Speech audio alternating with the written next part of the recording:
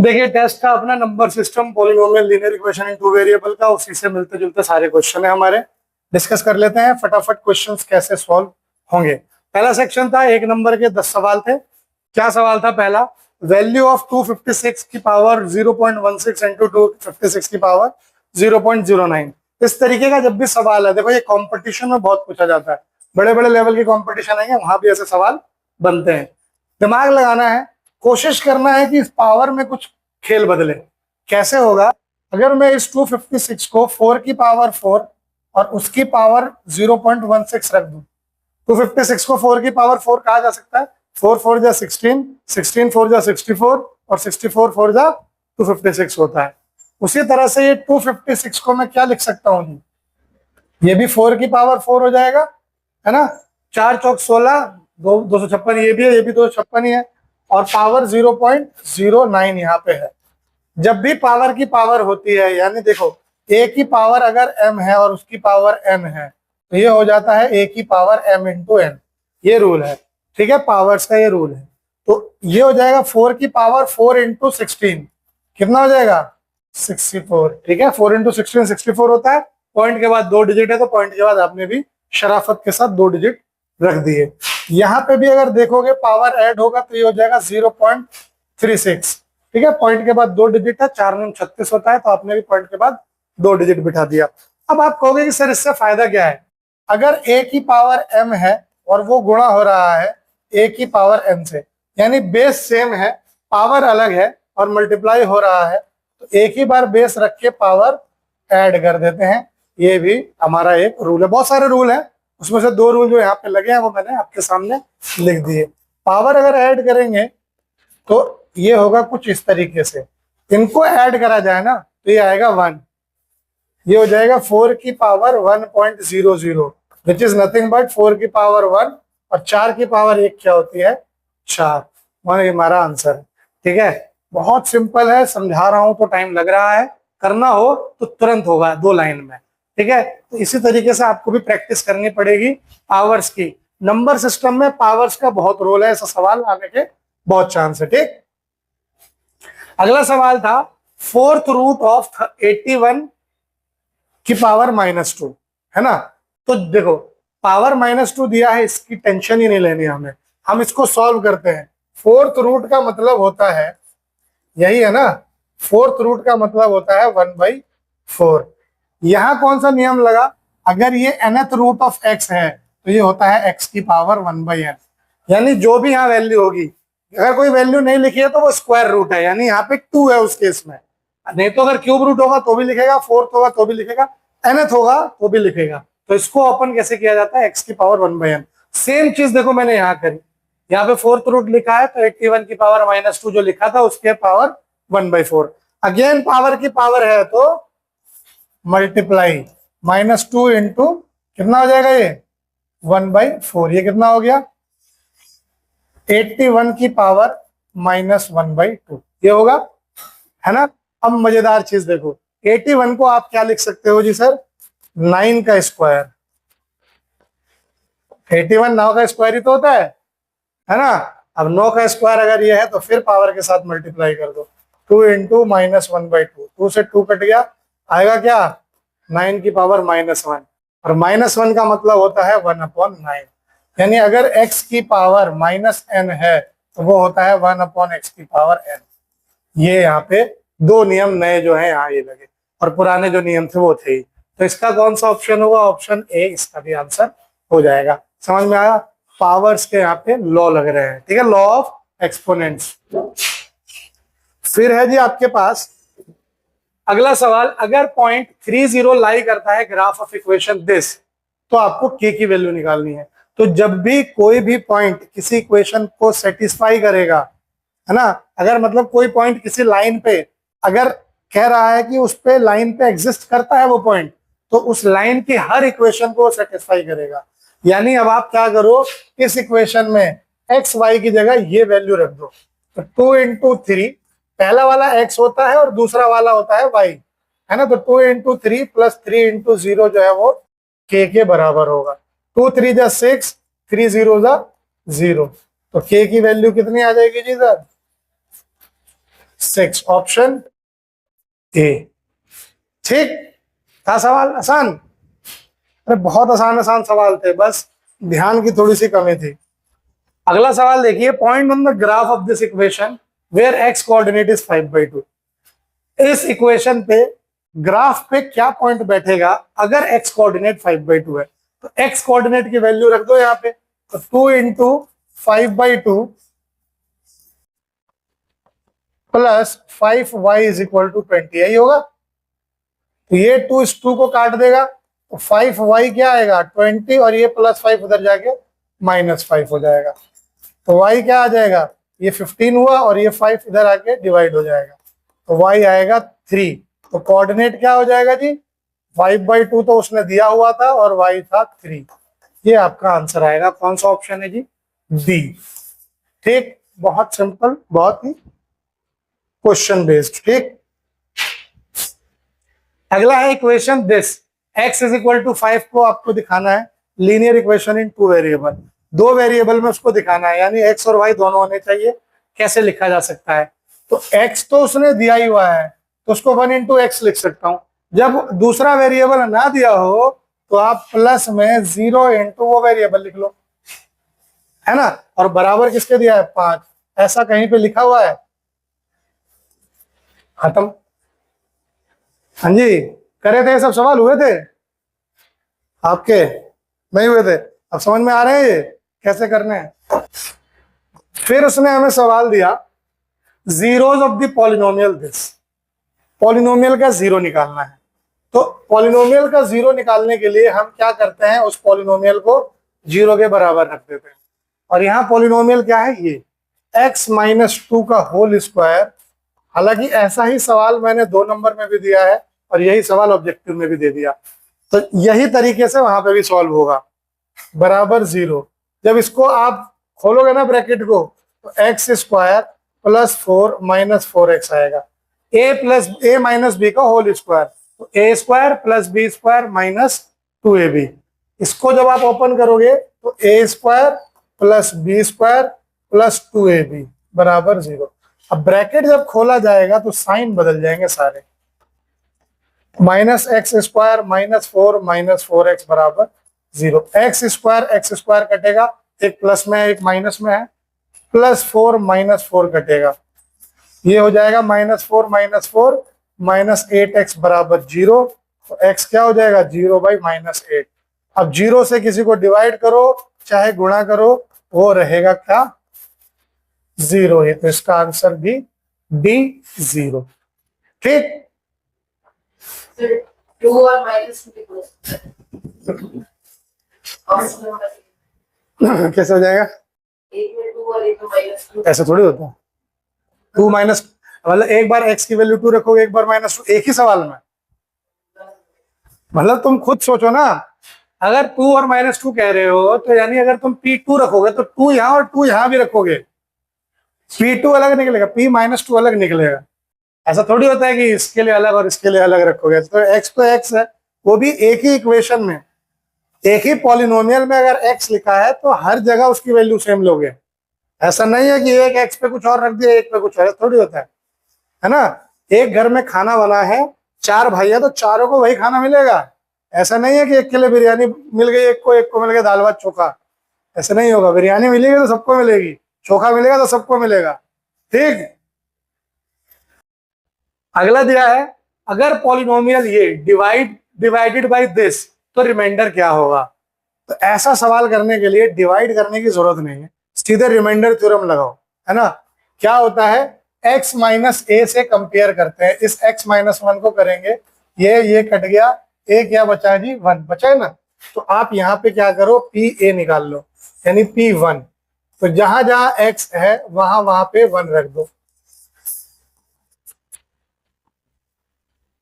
तो ये हो गया 3, 1 की पावर 4 का मतलब हुआ 1, तो 3 -4 -3 -1, ये दोनों कट गए, -4 -1 आया, -5। हमारे पास ऑप्शन में है कहीं, नहीं है, तो हमारे पास ऑप्शन में P1 तो है, हमने P1 ही तो निकाला है ना। तो ये हमारा आंसर हो गया। ठीक सर, फिर था अगर 2x प्लस 5 फैक्टर है इसका 2x स्क्वायर माइनस के का, तो बताओ k की क्या वैल्यू होगी, है ना। अगर ये इसका फैक्टर है तो इसको 0 के बराबर रख के x निकाल लो, x आ जाएगा -5/2, है ना। ये 5 उधर गया तो -5, 2 नीचे आ गया तो -5/2। इस -5/2 को इसमें रख दो और ये भी 0 आना चाहिए। यही तो मतलब होता है फैक्टर का, कि जो यहां से वैल्यू निकलेगी वो इसमें, मतलब जो इसका 0 होगा वही इसका भी 0 होना चाहिए। फैक्टर तो यही है इसका, है ना। तो आप पुट करो यहाँ पे -5/2 को, तो 2 इंटू -5/2 का स्क्वायर माइनस के बराबर 0। ये हो गया 2 इंटू 25/4 माइनस के बराबर 0। ये कटा, ये बचा, तो यहां से आया क्या, माइनस के बराबर, ये उधर चला जाएगा तो -25/2, माइनस माइनस कट जाएगा, के बराबर 25/2 डी हमारा ऑप्शन। एक चीज नोटिस करो, या तो सारे आंसर ए हैं या सारे आंसर डी हैं, ठीक है, लाइन से ही हो रहे हैं। कोई दिक्कत है जी? आइए दिक्कत भरे सवालों पे। असर्शन रीजनिंग, इसकी प्रैक्टिस बहुत ही कम करते हो आप लोग। असर्शन रीजनिंग में क्या है, पहला ऑप्शन तब सही होगा जब दोनों असर्शन और रीजन दोनों सही हो। देखो असर्शन और रीजनिंग में होता क्या है, असर्शन होती है कोई एक कथन, कोई एक स्टेटमेंट अगले ने कही, ठीक है। और रीजन क्या कहता है, रीजन हम क्या बता रहे हैं कि जो मैंने बात कही वो क्यों कही, उसका कारण मैं तुम्हें दे रहा हूं। यही होता है असर्शन रीजन। तो अब ये कह रहा है कि ए पे टिक मारना अगर जो उसने बात कही वो सही है और जो रीजन दिया वो भी सही है और दोनों आपस में ताल्लुक रखते हैं। अब जैसे मैं कहूं कि राम नाम एक लड़का है, बात ठीक है, ठीक है। गीता एक लड़की है, ये रीजन दे देता हूं। भाई बात तो दोनों ठीक है, लेकिन आपस में कोई रिश्ता है इन दोनों का? नहीं है ना भाई। राम अलग कहा, गीता अलग चली गई, कोई रिलेशन ही नहीं बताया इन दोनों का, है ना। तो ऐसे के लिए बी टिक करना, यानी असर्शन भी सही है, रीजन भी सही है, लेकिन जो रीजन दिया है ना वो असर्शन से उसका कोई लेना देना नहीं है, तो बी टिक करना।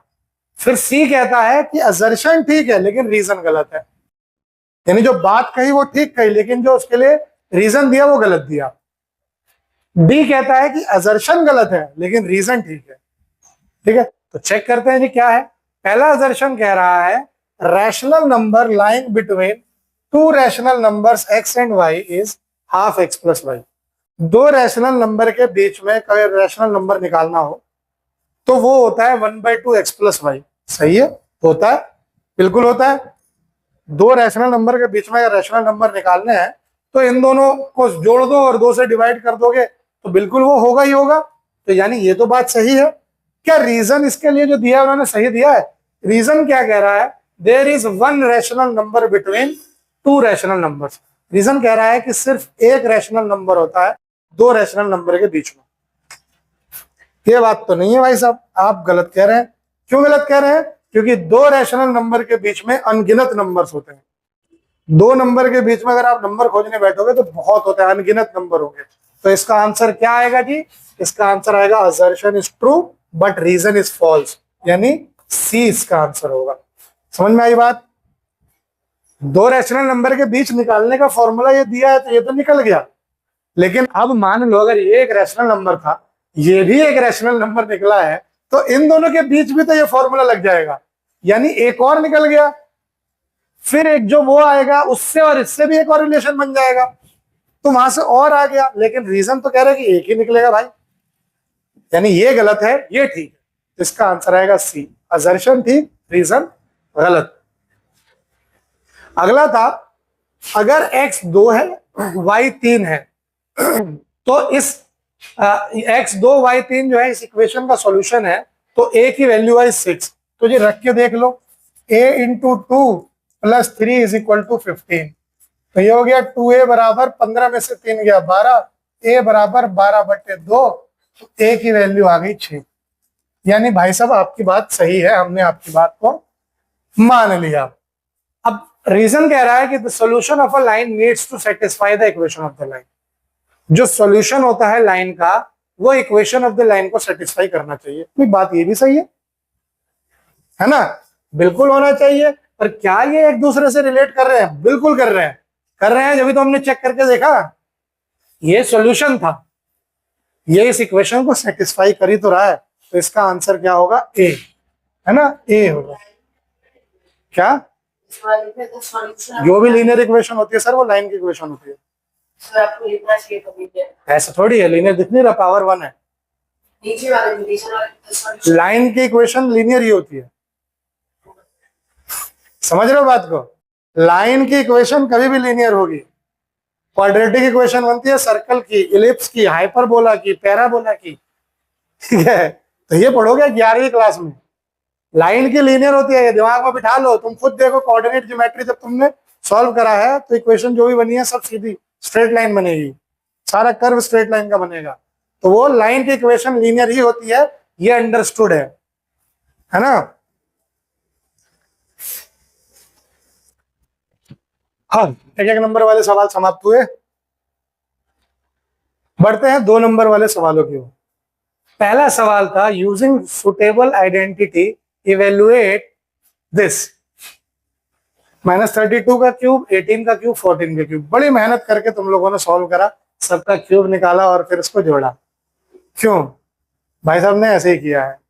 देखो, जब भी ऐसा सवाल हो, एग्जामिनर पागल नहीं है, इतनी बड़ी कैलकुलेशन तुमको देगा नहीं, वो भी 2 नंबर में, यानी कुछ लॉजिक लगेगा।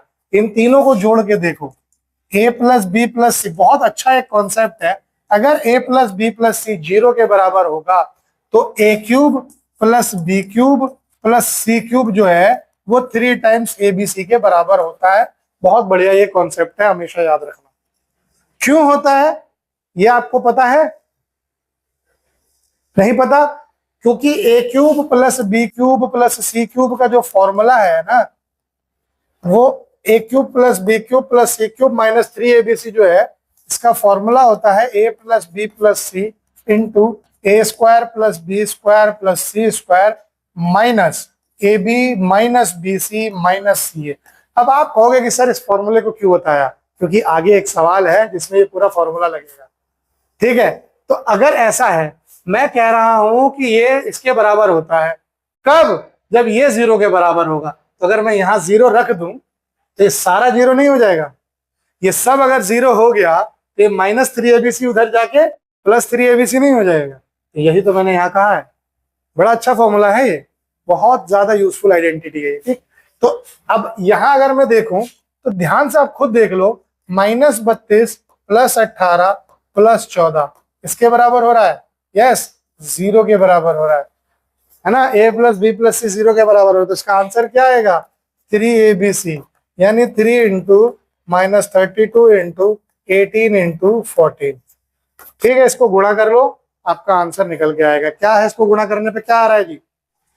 ये आ रहा है -96 इंटू 18 इंटू 14, ठीक है। 18 6 108 का 8, 10 18 में कितना होता है? 162, 162 और 10 172 गुणे 14, 14 8 जा 112, ठीक है। 11 हार्सिल, 14 2 जा 28 और 11 39, 3 हार्सिल, 14 7 जा कितना है? 98 और 3 101, 10 हार्सिल, 14 1 जा 14 और 10 24, -24,192।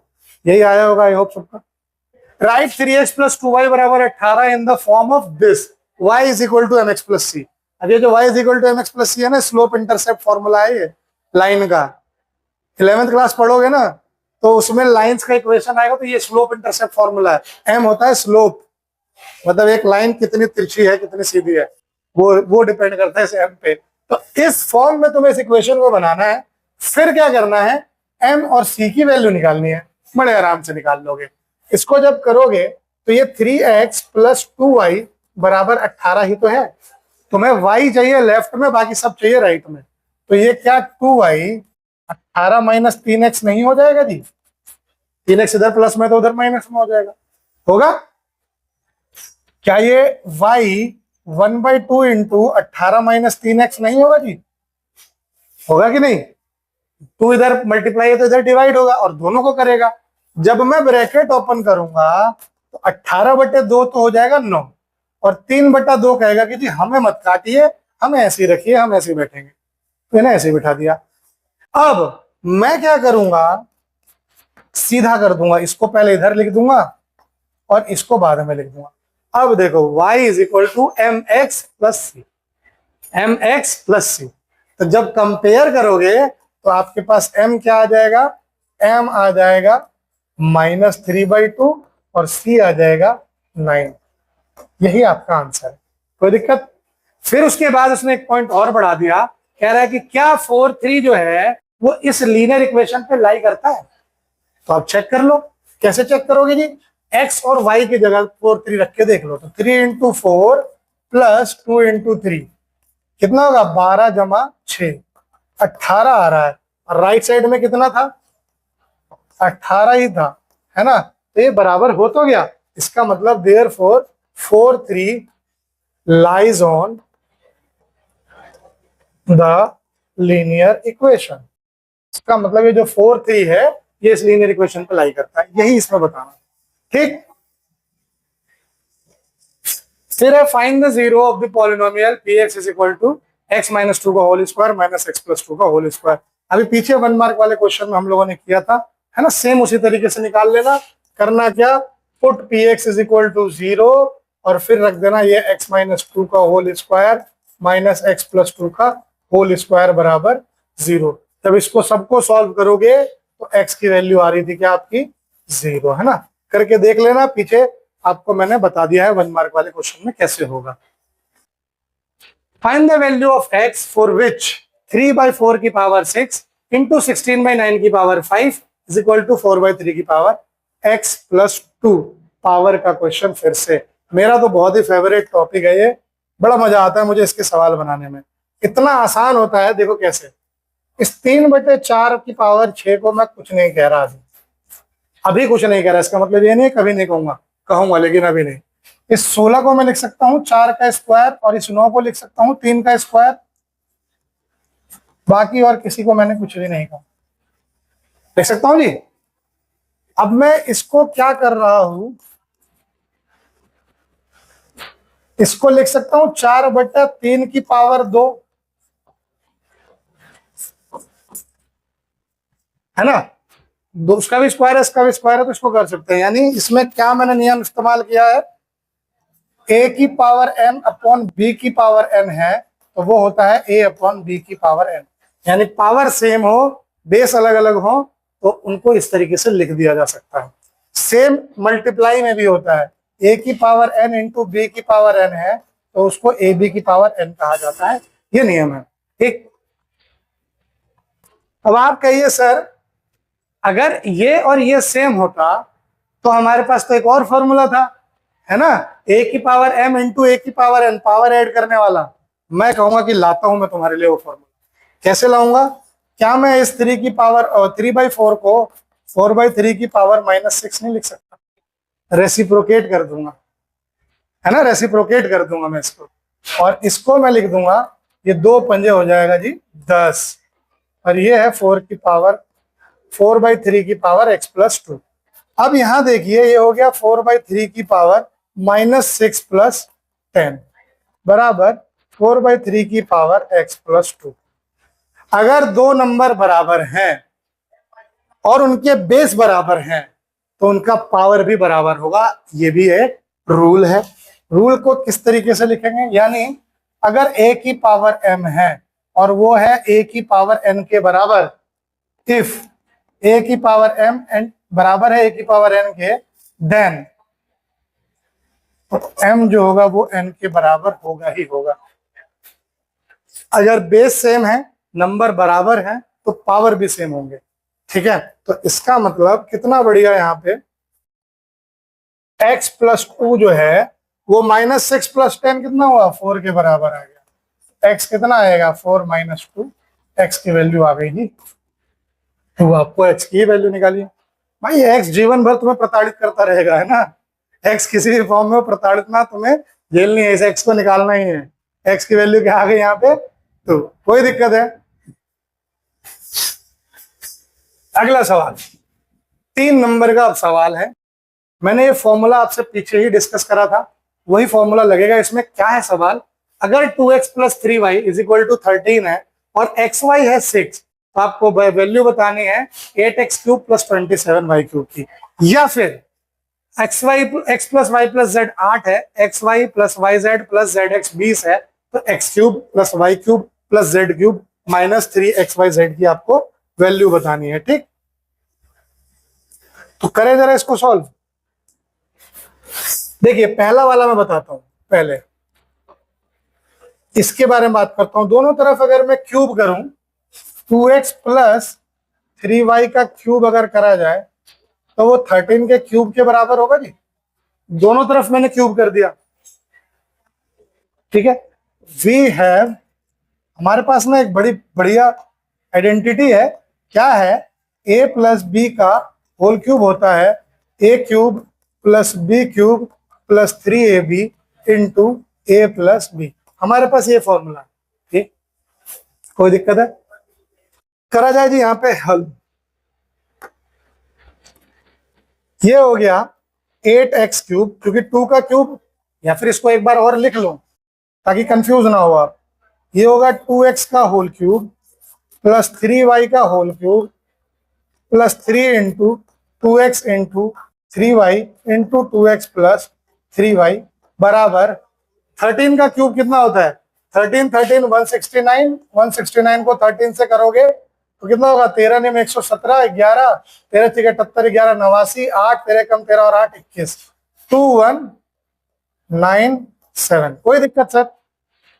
मजेदार चीज देखिए, ये हो गया 8x क्यूब और ये हो गया 27y क्यूब, 3 दूनी 6 3 18xy और ये हो गया 2x plus 3y।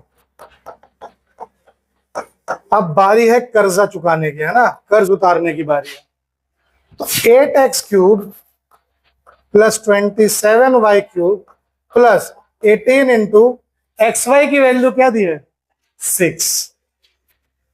2x plus 3y की वैल्यू क्या दी है? 13 बराबर 2197। यानी अगर देखा जाए तो 8x cube plus 27y cube बराबर 2197 माइनस 18 6 108, है ना। 108 को 13 से गुणा करा जाए, है ना, 108 को 13 से अगर गुणा करेंगे तो 13 8 104, 10 का 0, 13 एकम 13 और 1 1404, यही होगा। सही लिखा है जी, 1300 और 104 1404। तो 8x cube plus 27y cube बराबर हो जाएगा, माइनस करिए 3 9 7, आंसर 793। उसको बोलिए। बढ़िया सवाल, 3 नंबर का। और पार्ट पे अगर आप आओगे, और पार्ट के लिए आपको चाहिए जगह। क्यों चाहिए? क्योंकि देखिए x plus Y plus Z cube minus 3xyz मांगा है ना, माइनस 3xyz बराबर, हमने फॉर्मूला डिस्कस किया था, x plus Y plus Z into x square plus Y square plus Z square minus x y minus y z minus z x. ये formula हमारे पास है, ठीक है। अब यहाँ आपके पास x Y Y Z Z x तो है, x plus Y plus z भी है। अगर आपके पास ये x square plus Y square plus Z square भी अगर आ जाए तो मजा ना आ जाए? तो बुलाएं इसको भी, तो बुलाया जाए जरा इसको। कैसे बुलाएंगे जी? आवाज देके, x plus Y plus z का होल स्क्वायर क्या होता है? X square plus Y square plus Z square plus 2 into x Y Y Z Z x, a plus B plus c का होल स्क्वायर फॉर्मूला। सारे फॉर्मूले recall हो जाएंगे तुम्हारे बचपन के। ये सब 7वीं 8वीं के फॉर्मूले हैं, 9th के नहीं है, ठीक। ये 9th का फॉर्मूला है, ये 9वीं क्लास में पहली बार देखोगे, लेकिन ये पहले देख चुके हो। अब यहां से x plus Y plus Z उसने दिया है 8, तो ये हो गया 8 का स्क्वायर बराबर x square plus Y square plus Z square plus 2 into x Y Y Z Z X दिया है उसने कितना? 20। यानी देखा जाए तो 64 माइनस 40 बराबर x square plus Y square plus Z square. तो x square plus Y square plus Z square बराबर आ गया 24 एक इक्वेशन को हमने मान लिया जी, ठीक, 24 आ गया जी। आइए उस फॉर्मूले पे, यहां पे अगर मैं X cube plus Y cube plus Z cube minus 3xyz की बात करूं तो ये दिख रहा है मुझे x plus Y plus Z into, ध्यान देना यहाँ पे मैं एक चीज करूंगा, X square plus Y square plus Z square. अगर इस सब में से माइनस कॉमन ले लूं तो X Y plus Y Z plus Z X, यही बचेगा जी सर, यही बचेगा ना सब में से माइनस कॉमन लेने पे। अब फटाफट वैल्यू रख दो, ये है 8, ये है 24 माइनस ये कितना था, X plus Y plus Z 20, यही था, X Y Y Z Z X 20 था ना, ठीक है। और X square plus Y square plus Z square, अभी यहाँ पे आप 24 लेके आए हो, फ्रॉम इक्वेशन 1 लिख सकते हो, आपकी मर्जी है। ये कितना हो गया, 8 गुणे 4। कुछ था कि सवाल में, बस थोड़ा से फॉर्मूले याद है। अगला है, for what value of p x is equal to 2 y is equal to 3 is a solution of this equation। p की किस वैल्यू के लिए ये और ये इसका सॉल्यूशन है, x और y की वैल्यू जो दी है सॉल्यूशन है। फिर कंफ्यूज आप कहां हुए, जब ये कह रहा है कि इक्वेशन लिखो, तो अब आप क्या करोगे, कौन सी इक्वेशन लिखोगे, है ना। तो हम बताते हैं क्या लिखोगे। अरे बाबू ज्यादा सोचना ही नहीं है, पहले फटाफट p की वैल्यू निकालो जी जरा। कैसे निकलेगी, आप इसमें रखो x की जगह पे 2, ठीक है, माइनस 2p प्लस 3, और y की जगह पे रख दो 3 माइनस 1 बराबर 0। ये ब्रैकेट खोलोगे तो 2p plus 2 minus 6p minus 9 minus 1 बराबर 0। 2p minus 6p minus 4p, ये हो गया माइनस 10 और जमा 2 माइनस 8 बराबर 0। तो माइनस 4p बराबर 8, तो p की वैल्यू आ गई जी माइनस 2। क्या क्वेश्चन खत्म? नहीं, अब सवाल शुरू होगा। राइट द इक्वेशन, इक्वेशन लिखना है तो लिख दीजिए ना, इस p को उठाओ उसमें रख दो, minus 2 plus 1 into X minus 2 into minus 2 plus 3 into Y minus 1 बराबर 0। ये हो गया minus 2 plus 1 minus 1 minus x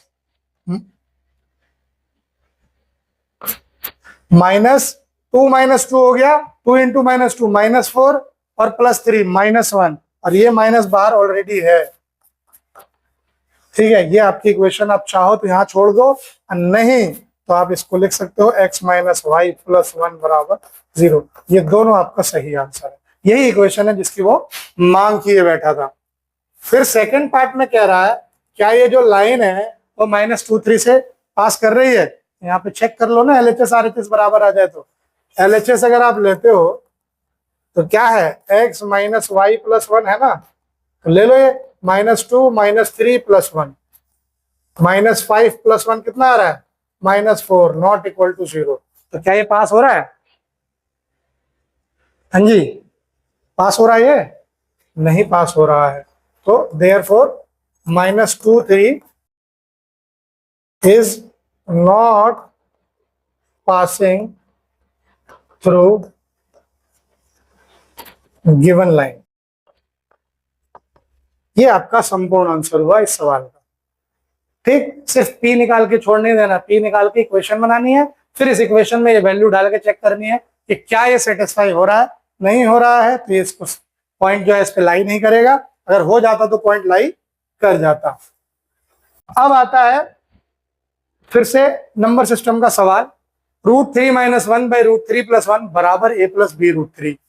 SSC CGL में भी ये सवाल आया है। SSC CGL समझ रहे हो, जिसका भी प्रोटेस्ट चल रहा है इतना बड़ा, ग्रेजुएट लेवल का सवाल है ये, और है कहां से, 9th क्लास से। क्या करोगे, रैशनलाइज, √3 - 1 अपॉन √3 + 1 है, तो इसको रैशनलाइज कर दीजिए ऐसे, राइट साइड में कुछ मत करो, कुछ मत करो। लेफ्ट में ही आपने क्या करा, जो डिनोमिनेटर में दिया होता है ना रूट वाला, उसके बीच वाले अपोजिट साइन से मल्टीप्लाई डिवाइड कर दो। इसको अगर आप काटोगे तो 1 ही तो है, 1 से तो आप किसी को भी मल्टीप्लाई कर सकते हो। तो ये हो जाएगा, ऊपर हो गया √3 - 1 का होल स्क्वायर, नीचे हो गया √3 + 1 into √3 - 1 is equal to a + b √3।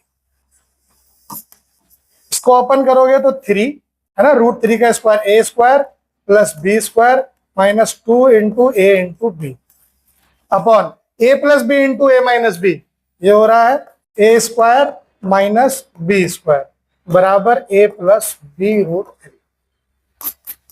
√3 का स्क्वायर होता है 3, 1 का स्क्वायर 1 माइनस 2√3 अपॉन 3 माइनस 1 बराबर ए प्लस बी √3। यहां अगर देखोगे ये हो गया 4 माइनस 2√3 डिवाइडेड बाई 2 बराबर ए प्लस बी √3। इन दोनों को अलग अलग अगर लिखते हो, ये हो गया 4/2 माइनस 2√3/2 बराबर ए प्लस बी √3। ये कटा 2, ये कटा 1, 2 माइनस √3 बराबर ए प्लस बी √3। अब बैठ के सॉल्व करने लगते तो कितना मुश्किल होता। अब इसको कंपेयर कर दोगे जब, कितनी आसानी से आ गया। ऑन कंपेयरिंग, जब कंपेयर करोगे तो ए देखो ये है 2 और बी होगा √3 के साथ जो है, √3 के साथ है -1। ये तुम्हारा आंसर। कितना आसान था। सेक्शन डी आपका 5 नंबर का सवाल, मुफ्त का सवाल कैसे करना है। अगर इस तरीके से बढ़ जाए ना सवाल तो बड़ा मुफ्त का ही हो जाता है वो। पहला कह रहा है कि अगर 0.43 लाई करता है इस इक्वेशन पे, ठीक है, तो बताओ कि क्या -2 -6 भी इस पे लाई करता होगा। तो पहले इसको लाई करके रखोगे तो ए निकल जाएगा, ए निकल जाएगा तो इक्वेशन बन जाएगी, इक्वेशन बन जाएगी तो हम चेक कर लेंगे। तो देखो कैसे करेंगे, निकालते हैं जरा इसमें पुट करके -4 को। तो 3 4 माइनस A3 बराबर 6, ये हो गया -3A बराबर 6 माइनस 12। तो ए हो गया -6 बटा -3, ए की वैल्यू आ गई जी 2। ए की वैल्यू 2 आ गई तो इक्वेशन क्या हो गया, equation is 3x minus 2y बराबर 6। अब आप चेक करो ये वैल्यू डाल के। नाउ -2 -6 तो अगर मैं चेक करूं तो 3 इंटू -2 -2 इंटू -6, ये हो गया -6 प्लस 12, कितना आया 6। RHS के बराबर आ गया है ना, 6 आ रहा है, वही RHS में है। Therefore -2, -6 are on same line. कोई दुविधा कोई परेशानी नहीं। Second part, find the coordinate of point lies on above line. तो अगर वो कह रहा है एब्सिसा 0 है तो यहाँ पे ये इक्वेशन बनी थी, एब्सिसा 0 का मतलब हुआ x 0, तो y कितना आ जाएगा -2y बराबर 6, तो y आ जाएगा -3। आ गया पॉइंट। फिर बी पार्ट में कह रहा है ऑर्डिनेट 0, तो 3x - 0 बराबर 6, तो x क्या आ जाएगा 2। अगर एब्सिसा 0 है तो y -3 आ जाएगा, अगर ऑर्डिनेट 0 है तो x 2 आ जाएगा। यानी इस केस में 0, -3 और इस केस में 2, 0, ये हमारे कोऑर्डिनेट बनेंगे। ठीक है, थर्ड पार्ट पे आते हैं। The point AB and B0 lie on the linear equation this. तो आपको वैल्यू निकालनी है A और B की। ठीक, तो निकालते हैं जरा। y is equal to 8x + 3 if AB lies on above line। अगर ये लाई करता है इस पे तब क्या हो जाएगा, B रखते हैं y की जगह पे और A रखते हैं x की जगह पे, तो हमारे पास एक इक्वेशन ये बन जाएगी। ठीक है, फिर कह रहा है कि इफ B, क्या दिया, B0 या 0B, B0 lies on above equation. अगर ऊपर वाली लाइन पे लाई करता है तो y हो जाएगा 0 और x हो जाएगा b, तो यहां से 8b बराबर आएगा -3, यानी b आ जाएगा -3/8। b कितना आ गया, -3/8। उठाओ और इसमें पुट कर दो, put this in equation 1, we get -3/8, वो 3 जरा के -3 हो जाएगा बराबर 8a, तो ये हो जाएगा 8a बराबर -3 -24/8, यानी a बराबर हो जाएगा -27/8। 64, ठीक है, ये आ जाएगा। तो कौन से पॉइंट हो जाएंगे? Therefore A is equal to -27/64 and B is equal to -3/8 is the required solution। तो ये हमारा 5 नंबर का सवाल भी समाप्त हुआ।